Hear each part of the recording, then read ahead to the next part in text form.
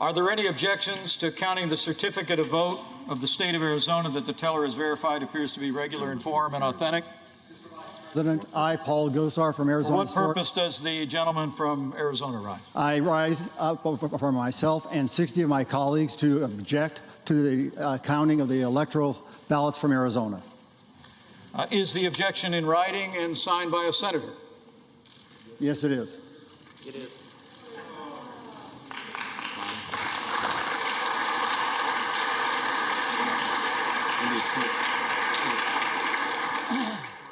A standing ovation from Republican lawmakers during a joint session of Congress on January 6th for Congressman Paul Gosar and Senator Ted Cruz, who were the first to issue formal challenges to the certification of Joe Biden's Electoral College victory.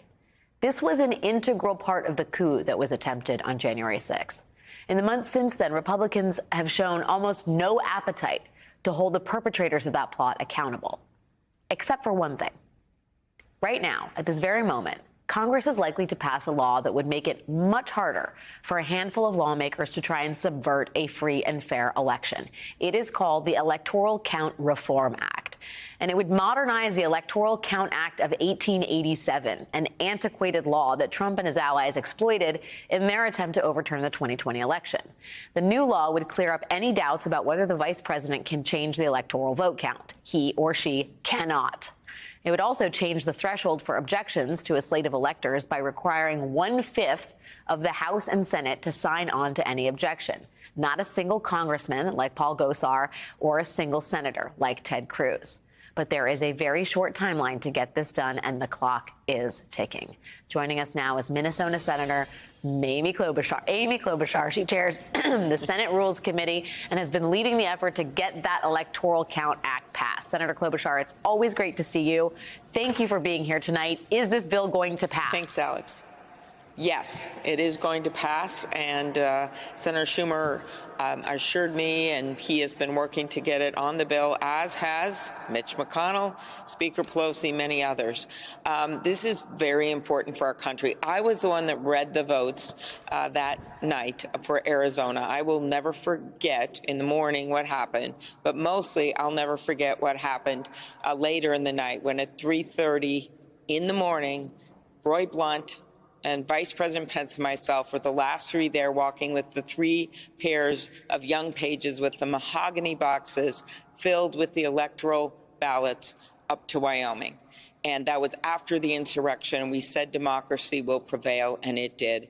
And 2 weeks later, there we were under that beautiful blue sky with the inauguration of Joe Biden and Kamala Harris. I was naive. I thought, well, that's it. The torch has been passed. But what we have since learned is that voter suppression efforts were again made all over the country on Election Day. Just in the last midterms in Arizona, people in camo showing up at election spots. This continues. And that is why it is so important that this Electoral Count Act, which was worked on by Senator Manchin and Senator Collins and so many others, and Zoe Lofgren and Liz Cheney over in the House of Representatives, that we pass this. It basically says, no, you cannot use this archaic law from the 1800s, Rutherford B. Hayes days, to stop the will of the people. You know what's surprising about the law? First of all, that's an incredible memory, and I'm eager to hear in more detail about the walking of that mahogany box.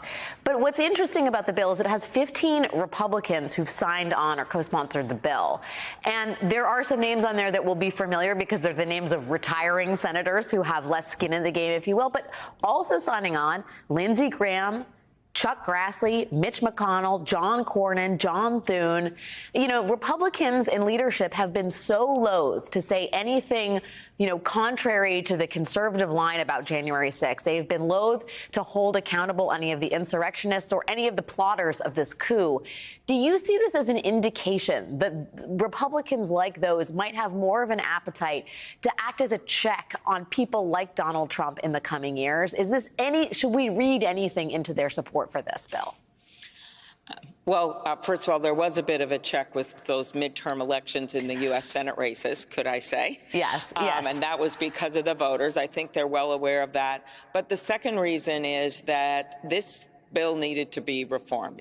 I said it's archaic. What we do here, and they agree to this because they understand this could happen at any time again, and no one wants another insurrection, except maybe one guy who's sitting out there. Number one, it says the vice president's role is ceremonial. You are not going to have this hang Mike Pence happen again because it's clarifying it's ceremonial. Secondly, it makes clear that you have to have 20% of the senators or representatives in each body, 20% have to object in order to get to a vote and a debate. It could take days and days if someone really wanted to gum up the process, because as it is right now, only one senator, one House member could object from any party, even including if their own person won. And so that is a crazy law, and that's why it needs to be changed. And finally, no more of these fake electors after the fact. They have to be set ahead of time, and there has to be an appeals process put in place. So we've made it very clear, and we welcome the Republican support. Senator Blunt and I made some changes, improved the bill, we believe, and we got a 14-1 vote out of the Senate Rules Committee, and that's part of the reason we've had this momentum to get it on the end of the year package.